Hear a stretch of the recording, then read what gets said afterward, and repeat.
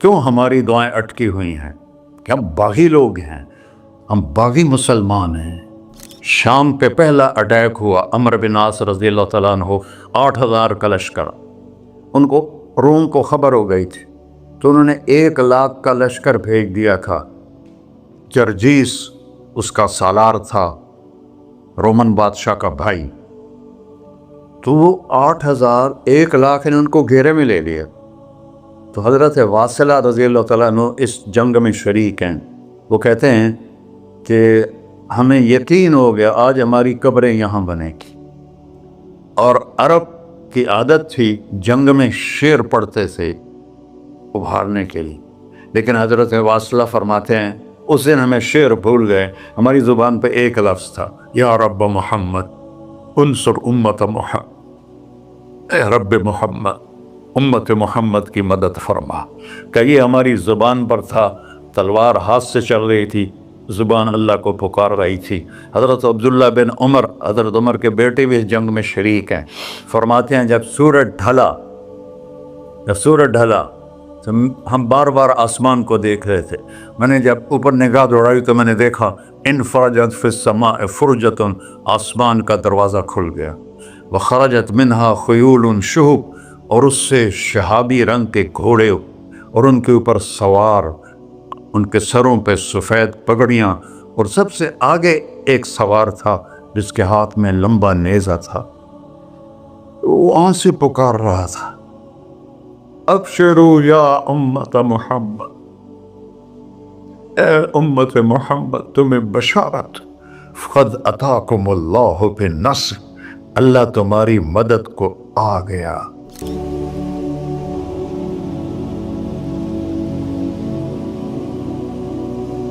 یا ابا سفیان جئتکم بکرامت الدنیا والآخرہ، ابو سفیان دنیا اور آخرت کی عزت چاہیے تو میرے پیچھے چلنا پڑے گا، اس کے علاوہ کوئی راستہ نہیں ہے، کوئی راستہ نہیں ہے، کوئی راستہ نہیں۔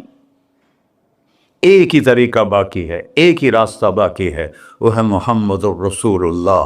لا یؤمنون حتی یحکموک فیما شجر بینہم، اپنے ہر معاملے میں جب میرے نبی آپ کو فالو کریں گے تو میں ان کا بن جاؤں گا، یہ میرے بن جائیں گے، یہ مانگیں گے میں دوں گا، یہ سوال کریں گے میں پورا کروں گا، یہ مدد مانگیں گے میں مدد کروں گا۔ کیوں ہماری دعائیں اٹکی ہوئی ہیں کہ ہم باغی لوگ ہیں، ہم باغی مسلمان ہیں، ہم باغی مسلمان ہیں۔ شام پہ پہلا اٹیک ہوا، عمرو بن عاص رضی اللہ تعالیٰ عنہ، 8,000 کا لشکر، ان کو روم کو خبر ہو گئی تھی تو انہوں نے 1,00,000 کا لشکر بھیج دیا تھا۔ جرجیس اس کا سالار تھا، رومن بادشاہ کا بھائی، تو وہ 8,000 1,00,000 نے ان کو گھیرے میں لے لیا۔ تو حضرت واصلہ رضی اللہ تعالیٰ عنہ اس جنگ میں شریک ہیں۔ وہ کہتے ہیں کہ ہمیں یقین ہو گیا آج ہماری قبریں یہاں بنے گی، اور عرب کی عادت تھی جنگ میں شعر پڑھتے تھے ابھارنے کے لیے، لیکن حضرت واصلہ فرماتے ہیں اس دن ہمیں شعر بھول گئے، ہماری زبان پہ ایک لفظ تھا، یا رب محمد انصر امت محمد، اے رب محمد امت محمد کی مدد فرما۔ کہ یہ ہماری زبان پر تھا، تلوار ہاتھ سے چل رہی تھی، زبان اللہ کو پکار رہی تھی۔ حضرت عبداللہ بن عمر، حضرت عمر کے بیٹے بھی اس جنگ میں شریک ہیں، فرماتے ہیں جب سورج ڈھلا تو ہم بار بار آسمان کو دیکھ رہے تھے، میں نے جب اوپر نگاہ دوڑائی تو میں نے دیکھا انفرجت فی السماء فرجۃ، آسمان کا دروازہ کھل گیا، وخرجت منہا خیول شہب، اور اس سے شہابی رنگ کے گھوڑے اور ان کے اوپر سوار، ان کے سروں پہ سفید پگڑیاں، اور سب سے آگے ایک سوار تھا جس کے ہاتھ میں لمبا نیزہ تھا، وہ آن سے پکار رہا تھا، ابشروا یا امت محمد، اے امت محمد تمہیں بشارت، قد اتاکم اللہ بالنصر، اللہ تمہاری مدد کو آ گیا۔ فرماتے ہیں وہ ایسے آئے اور ہمارے اندر غائب ہو گئے، اور آدھے گھنٹے بعد 1,00,000 کا لشکر دوڑ رہا تھا 8,000 کے سامنے۔ کبھی ہم بھی تم میں بھی چاہا تھی، کبھی ہم بھی تم میں بھی راہ تھی، کبھی ہم بھی تم بھی تھے آشنا، تمہیں یاد ہو کہ نہ یاد ہو۔ میرے نبی کی زندگی مکمل نمونہ ہے، مکمل، اس کو فالو کرنا ہے۔ پھر بلڈر بنو، ذمہ دار بنو، پھر ڈاکٹر بنو، پھر تاجر بنو، سائنسدان بنو، عورت ہے مرد ہے جو بھی ہے، کامیابی اس کے ماتھے کا جھومر بن جائے گا کہ وہاں ایک ہی سکہ چلتا ہے، وہ محمد رسول اللہ۔ تو بھائیو، مجھے یہی مختصر بات کرنی تھی کہ اس دنیا کے پیچھے ان دو ہستیوں کو پیچھے نہ کرو، ان کو ناراض نہ کرو۔ یزید نے اہل بیت کا خون کیا، اور اتنا بڑا واقعہ ہے کربلا کہ دنیا کی تاریخ میں نہ پہلے کبھی ہوا نہ بعد میں کہ رسول کی نسل کے 18 نوجوان ذبح کر دیے جائیں۔ یزید 90 لاکھ مربع میل پہ حکومت، 90 لاکھ مربع میل، ٹھیک، 42 سال کی عمر میں مر گیا۔ اس کا بیٹا معاویہ بن یزید رحمۃ اللہ علیہ 22 سال کی عمر میں تخت پر بیٹھا۔ باپ نے 3 بر اعظم میں حکومت پھیلائی ہوئی ہے، دادا نے پھیلائی تھی، باپ نے اس کو بڑھایا۔ یزید کے زمانے میں بھی فتوحات ہوئی، اب یہ 3 بر اعظم پر اس نوجوان کی حکومت ہے۔ یہ بلڈر نہیں ہے، یہ بادشاہ آج کل کے صدر وزیر نہیں ہیں، 2 ٹکے کی ان کی قیمت کوئی نہیں ہے، مطلق بادشاہ ہے۔ 40 دن حکومت کی اور سارے خاندان کو بلایا اور کہنے لگا، اب تصور کرو 22 سال کا ایک شہزادہ ہو، وہ 3 بر اعظم اس کے سامنے ایسے جھکا ہوا ہو، تو اس کو کیسے آپ میئر کر سکتے ہیں؟ جبکہ کاغذ کے نوٹ نہیں تھے، سونا تھا، چاندی تھی، ہیرے تھے، اصل دولت تھی۔ یہ کاغذ کوئی دولت ہے؟ یہ تو یہودیوں نے آپ کو بیوقوف بنایا ہوا ہے۔ انہیں سب کو اکٹھا کیا، اس نے ایک چھوٹا سا خطبہ دیا، کہنے لگا، کانا ابی جبارن، میرا باپ ظالم تھا، اس نے اہل بیت کا خون کیا، اور جس تخت کے نیچے اہل بیت کا خون ہو میں اس پہ لعنت بھیجتا ہوں، یہ ہے تمہاری سلطنت، جس کو چاہو دے دو، میں بری ہوں۔ 3 بر اعظم کی حکومت اللہ رسول پہ قربان کر کے گھر بیٹھ گیا، اور آج اس کو کس عزت کے ساتھ میں سنا رہا ہوں۔ اس کے باپ کو بولتے ہوئے میرا لہجہ کیسا تھا، اور اس کے بیٹے کو بولتے ہوئے میرا لہجہ کیسا ہے۔ 3 بر اعظم کی سلطنت چھوڑ دی کہ اس کے نیچے اہل بیت کا خون ہے، مجھے نہیں چاہیے۔ تو اللہ اور اس کے رسول کو راضی کرنے کے لیے بڑے سے بڑا سودا بھی سستا ہے، بڑے سے بڑا سودا بھی سستا ہے۔ ایک صحابی آئے، یا رسول اللہ، میرے پڑوسی ہے، اس کی کھجور ایسے میرے گھر میں آتی ہے، اس پر جب پھل پکتا ہے تو وہ گرتا ہے، میرے چھوٹے چھوٹے بچے اٹھا کے کھانے لگتے ہیں، ادھر سے بھاگ کے آتا ان کے منہ سے نکال لیتا ہے۔ اس کی تو محنت کریں کہ اتنے سخت، وہ منافق تھا، اس کی اتنی سختی نہ کرے۔ تو آپ نے اسے بلایا، کہا بھائی ایک سودا کرتے ہو؟ کہا جی، یہ کھجور مجھے دے دو اور میں جنت میں کھجور دن لے کے دیتا ہوں۔ کہنے لگا، یا رسول اللہ، کوئی اور آپ فرماتے تو میں ضرور حاضر کر دیتا، یہ کھجور تو مجھے میرے بچوں کو بہت پسند ہے، میں تو معافی چاہتا ہوں۔ اٹھائی منافق، تو اس نے معافی مانگنی تھی۔ وہاں ایک صحابی بیٹھے تھے، ابو الدحداح، جب وہ چلا گیا تو کہنے لگے، یا رسول اللہ، اگر میں آپ کو یہ کھجور لے کے دے دوں تو مجھے جنت میں کھجور لے کر دیں گے؟ کہنے لگے، ہاں، سودا پکا ہے۔ تو وہ گیا اس کے پیچھے، کہنے لگا، بھائی کھجور بیچو گے؟ کہا نہیں۔ کہا بھائی بیچ دو۔ ارے جا، میں نے رسول اللہ کو نہیں بیچی، تجھے کیسے بیچوں گا؟ انہوں نے کہا، منہ مانگی قیمت لے لے۔ منہ سے بول کیا لینا چاہتا ہے؟ ابو الدحداح کا باغ تھا تیار، 600 کھجوریں، میں ذمہ دار ہوں، مجھے پتا ہے کہ 600 کھجوروں کی کتنی قیمت ہوتی ہے۔ جیسے آپ بلڈنگ کو جانتے ہیں، میں نہیں جانتا، آپ ذمہ داروں کو نہیں جانتے، میں جانتا ہوں۔ 600 کھجوروں کا باغ، تو اس نے اس کو لاجواب کرنے کے لیے کہا اپنا باغ دے دے، کھجور لے لے۔ اب یہ کہتا ہے پھرے گا تو نہیں؟ اب لوگ تاجر بیٹھے ہیں، اس کے بول کی طاقت دیکھو، اس سے کہہ رہا ہے اب معاہدے سے پھرو گے تو نہیں؟ انہوں نے کہا میں پاگل ہیں جو پھرا، میں نے 600 کھجوروں کا باغ لگ گیا۔ پھر انہوں نے کہا چل ڈن، 600 کھجوروں کا باغ تیرا اور یہ کھجور میری۔ اور وہاں سے سیدھا گیا اپنے باغ میں۔ کھجوروں کا زمانہ تھا تو مدینے والے کھجوروں کے پھل کے زمانے میں باغ میں شفٹ ہو جاتے تھے، چھوٹے چھوٹے بنائے ہوتے تھے کمرے، وہاں بچے وہ سب رہتے تھے، کھجوروں کی پہرہ داری بھی اور توڑنا بھی۔ تو وہ ہائے قربان جاؤں نبی کے صحابہ پر، وہ باغ میں اندر نہیں گئے، باہر کھڑے ہو گئے کہ کہیں نیت نہ بدل جائے اتنا بڑا باغ دیتے ہوئے۔ باہر سے پکارا ام الدحداء، بیگم کہ جی کہ باہر آ جاؤ، بچوں کو بھی لے کے آ جاؤ۔ کیا ہوا؟ کہا میں نے باغ بیچ دیا۔ انہیں کہا کتنے میں؟ کہ جنت میں کھجور مل گئی۔ وہ کہنے لگی ربح البیع ربح البیع ربح البیع، واہ ابو الدحداء کیا سودا کیا تم، کیا سودا کیا تو۔ ارے کہ عورتیں زیادہ شور میں جاتی مروا دیتا ہے کہ بچے کے تو کھاسیں تمہیں کہ تو کھاساں، کہ ربح البیع۔ اس کے بعد بھاگا ہوا آیا اللہ کے نبی کے پاس، یا رسول اللہ میں نے کھجور خرید، آپ اس انصاری کو دے دے۔ تو آپ نے پوچھا کتنے میں خریدی ہے؟ کہ سارا باغ دے دیا ہے، کھجور لے لی۔ آپ نے کہا پہلا سودا کینسل، کم من عذق رداح ودار فیاح لأبی الدحداء۔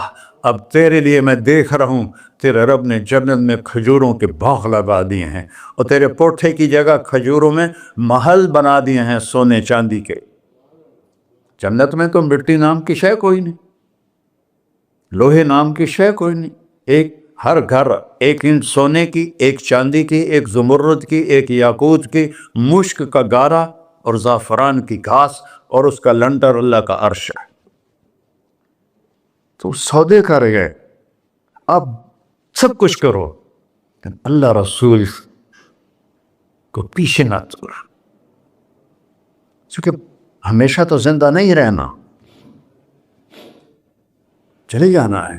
دنیا میں سب سے بڑا محل بنایا تھا کسریٰ نے، نوشیروان کے پوتے خسرو پرویز نے، جس نے ہمارے نبی کا خط پھاڑا تھا۔ 40,000 پلرز پر وہ گھر تھا۔ آپ لوگ بلڈروں اسکوائر فٹ لگاؤ، 40,000 ستونوں پر وہ گھر کھڑا تھا، اور وہ اس کے اوپر سارا سونا ہیرے جواہر 40,000 پلر پر تھے، اور اس کے 500 بڑے بڑے گنبد تھے، اور سب سے بڑے گنبد میں 1,000 سونے کے فانوس تھے، اور اس میں ایک رات میں 9 من تیل جل جاتا تھا، صرف ایک رات کے لیے اس کو، اور 3,000 باندیاں تھیں، 6,000 نوکر تھے صفائی کے لیے، 12,000 سپاہی تھے اس کی حفاظت کے لیے، لیکن وہ چند سال بھی نہ رہ سکا کہ پلٹا کھایا حالات نے، اور رومن امپائر کیسر نے آ کر اسے شکست دی۔ نینوا میں ہمارے نبی کے خط پھاڑنے کے بعد آپ نے فرمایا تھا کسریٰ نے اپنا ملک پھاڑ دیا، تو وہ آیا، وہ شکست کھائی کسریٰ نے اور بھاگ گیا، اس نے سارے محل کو آگ لگایا، مٹی کا ڈھیر بنایا، اور مسلمانوں میں سب سے بڑا محل بنایا اندلس کے بادشاہ عبد الرحمن نے الثالث نے، 4,316 پلر پر تھا وہ گھر، اور پورے یورپ میں اس کی دھاک تھی، ہر طرف سے ہیرے آ رہے ہیں، موتی آ رہے ہیں، جواہر آ رہے ہیں، پورے پلر پوری چھت سونے سے بنی تھی، اور پورے پلروں پر ہیرے جواہرات تھے، اور باہر ایک بڑا تالاب تھا، کس کا؟ پارے کا، پانی کا نہیں، پارے کا۔ اس میں کیا کرشمہ تھا، اس کو اس اینگل سے انجینئرز نے بنایا تھا کہ سورج کی شعائیں جب پارے پر پڑتی تھیں تو پارا تو ہلتا ہے، کھڑا نہیں رہتا، تو شعائیں ایسے ایسے ڈانس کرتے کرتے کرتے محل پہ پڑتی تھیں، تو لگتا تھا پورا محل رقص کر رہا ہے۔ اب میں وہاں گیا تو ایک کوٹھے کے سوا وہاں کچھ بھی نہیں تھا، وہ بھی کوٹھے کی چھت نیچے گری ہوئی تھی۔ تو آپ لوگوں کو دیکھو، ہمارے نبی پہ قربان جائے، انہوں نے ہمیں کیسی پیاری زندگی دی۔ وضو سے پہلے ایک دعا سکھائی ہمارے نبی نے، ہم 5 دفعہ تو کم از کم کرتے ہیں وضو، کہ اللہم اغفر لی ذنبی ووسع لی فی داری وبارک لی فی رزقی، دنیا بھی جوڑ دی آخرت بھی، یار میرے کو معاف فرما، مجھے بڑا گھر دے، مجھے کھلا گھر دے، مجھے کھلا کر دے، اور میرے رزق میں برکت دے۔ کھلا گھر اللہ کی نعمت ہے، آپ لوگوں کو میسر کر رہے ہیں سہولتیں، آپ کو اجر ملے گا اگر اس میں جھوٹ نہ ہو، سود نہ ہو، کھوٹ نہ ہو، ہیرا پھیری نہ ہو، وعدہ خلافی نہ ہو، تو یہی آپ کی جنت کا راستہ ہے۔ تو اللہ رسول سے صلح کر لو بھائیو، بس میری اتنی گزارش۔ اور آخر میں ایک حدیث سناتا ہوں، 10 لاکھ حدیثیں ہیں میرے نبی کی، ایک سناتا ہوں ساری کور ہو جائیں گی۔ ایک تو ہے فرض، نماز نہیں چھوڑنا، روزہ نہیں چھوڑنا، زکوٰۃ نہیں چھوڑنا، حج فرض ہے نہیں چھوڑنا۔ اس کے بعد میرے نبی نے کہا 4 چیزیں مجھ سے لے، 5 میں نہیں کہیں، کہ 4 باتیں مجھ سے لے لو، صرف 4 باتیں مجھ سے لے لو، دنیا بھی تمہاری ہے، آخرت بھی تمہاری۔ سبحان اللہ۔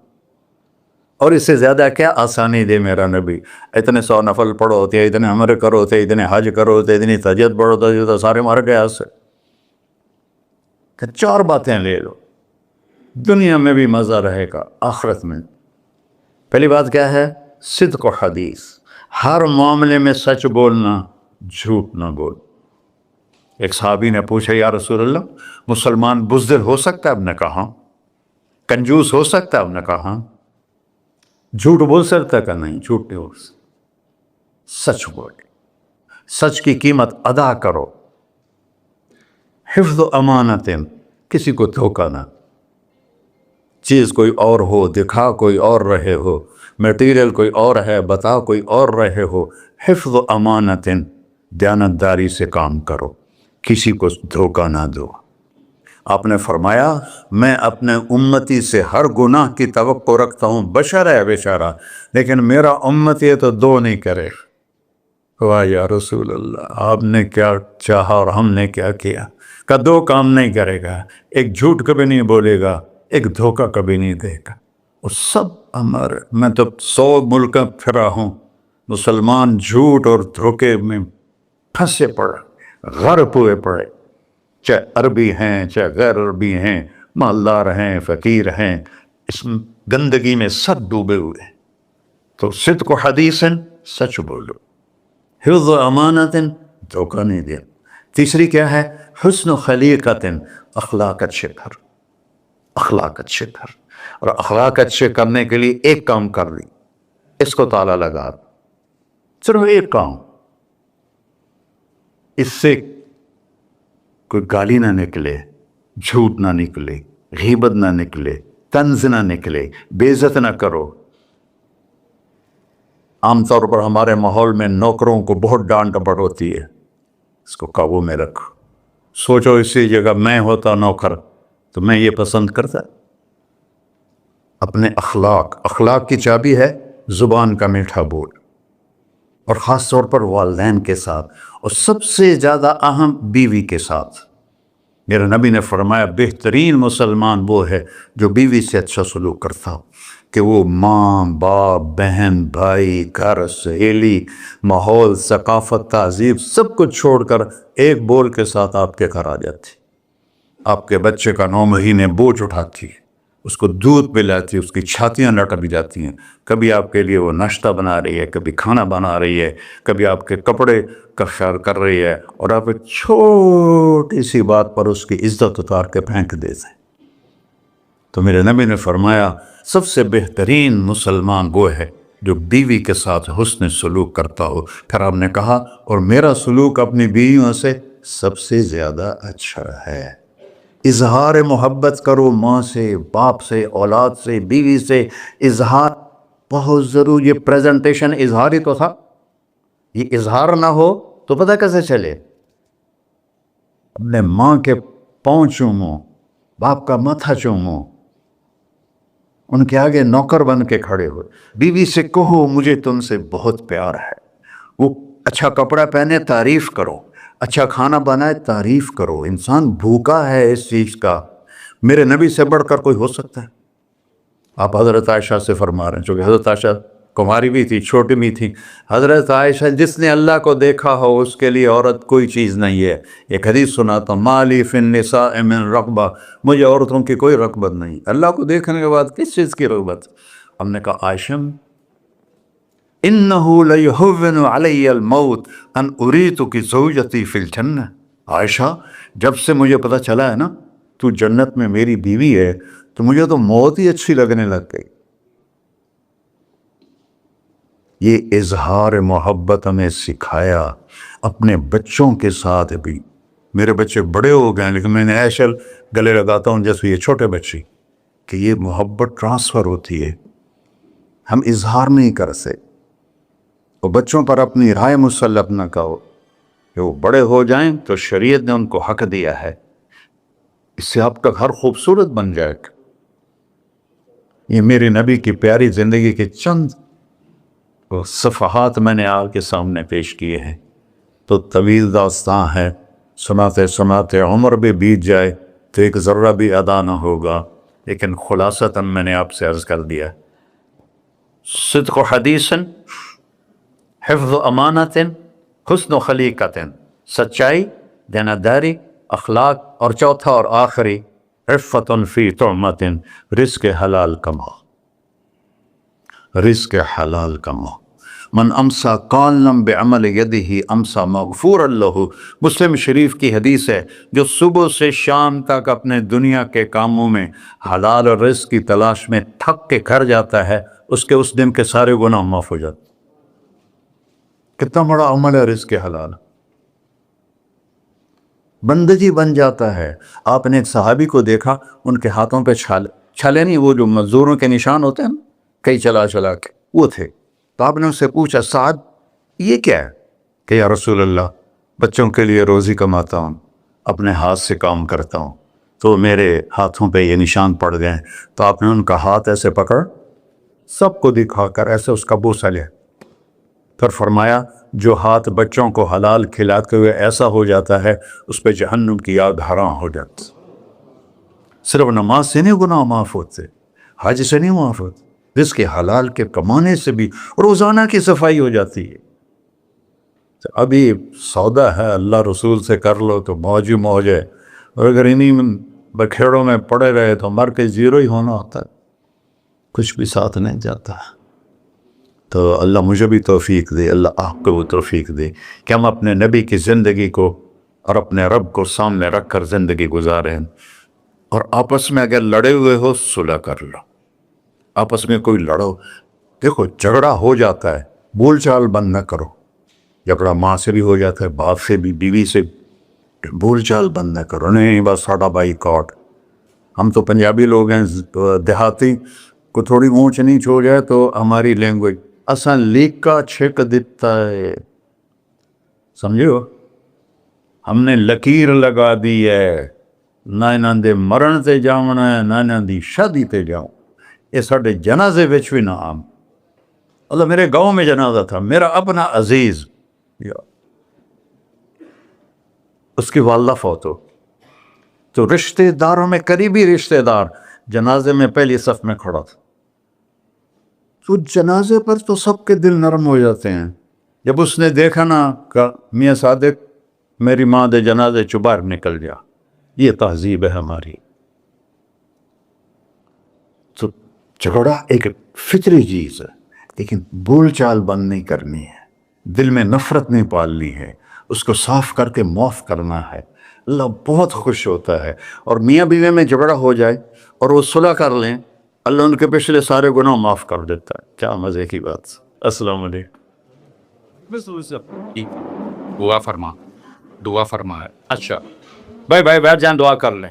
انت اہلہ وصلی علی محمد کما انت اہلہ وفعل بنا ما انت اہلہ انک اہل التقوی و اہل المغفرہ. یا تا یہ سارے دوست احباب تیری محبت میں آئے ہیں، ہم سب نے تیرے نام کو زندہ کیا ہے. ہماری یہ محفل قبول فرما اور ہماری یہ مجلس قبول فرما. اور یا اللہ جو کچھ کہا ہے اس کے مطابق ہماری زندگی بنا دے. اور یا اللہ جو ہم نے نیت کی ہے کہ غزہ کے مسلمانوں کو گھر دینا ہے، چھت دینی ہے، ان سب کو یہ کسی ایک آدمی کے بس کا کام نہیں ہے، یہ سارے مل کر کریں، ہم بھی کریں، اس لیے ہمیں توفیق نصیب فرما۔ تیرے نبی کا فرمان ہے، جو میری امت کی دنیا کا خیال نہیں کرتا وہ مجھ سے نہیں ہے، اور اس وقت سب سے محتاج امت غزہ کے اہل ایمان ہے۔ یا اللہ ان سارے بھائیوں کو ہمت دے، توفیق دے، ہمیں وہاں تک پہنچانے کا وسیلہ تو نے بنایا ہوا ہے، ہمیں یہ امانتیں ان تک پہنچانے کی توفیق دے، ان کے کاموں میں برکت دے، ان کے قرضوں کو اتار دے، ان کو سود سے بچا دے، ان کو دیانتداری نصیب فرما، شفافیت نصیب فرما، مرتے وقت ہم سب کو کلمہ نصیب فرما۔ وصلی اللہ علی نبی الکریم۔ میرے نبی کے پردادا حضرت ہاشم بن عبد مناف کو غزہ میں دفن ہے، اور اس ملک میں عیسیٰ علیہ السلام، موسیٰ علیہ السلام، ہارون علیہ السلام، زکریا علیہ السلام، یحییٰ علیہ السلام، داؤد علیہ السلام، سلیمان علیہ السلام، اتنے نبی اس مٹی میں دفن ہیں۔ تو اللہ کو ہمت دے، کھل کر خرچ کریں، اللہ واپس کرتا ہے۔